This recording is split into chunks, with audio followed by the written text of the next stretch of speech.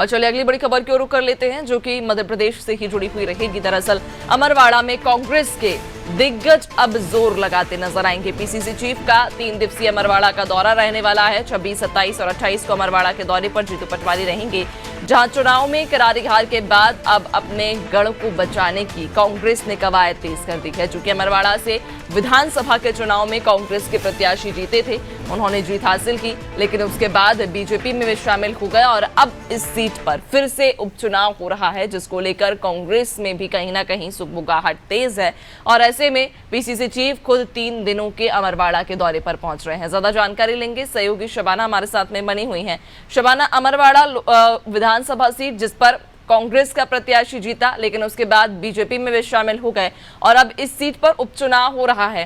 कांग्रेस के लिए एक बड़ी मुसीबत, एक बड़ा सवाल और एक बड़ी जिम्मेदारी भी रहेगी अमरवाड़ा सीट को बचाने की।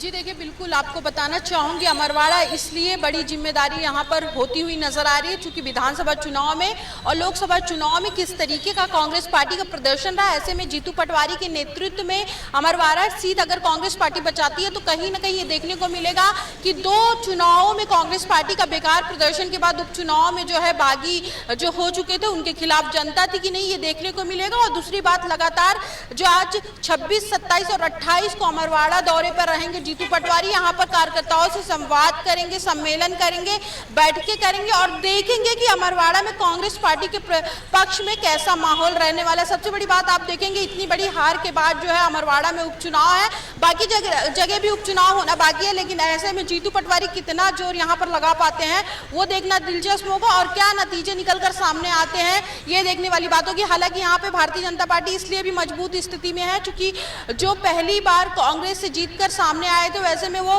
भारतीय जनता पार्टी में शामिल हो गए और भाजपा ने फिर से उन्हें प्रत्याशी बनाया और कांग्रेस का दूसरा कैंडिडेट सामने मैदान में है।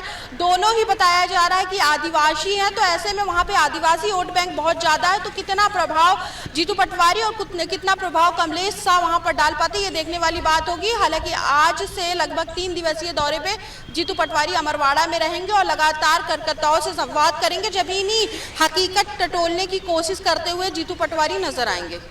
बिल्कुल, यानी कि अमरवाड़ा को बचाने के लिए कांग्रेस एड़ी से चोटी का जोर लगा रही है। खैर, देखने वाली बात होगी कि आखिरकार अमरवाड़ा को कांग्रेस बचा पाती है या नहीं। बहुत शुक्रिया आपका, बने रहिएगा और भी अपडेट्स लेंगे आगे।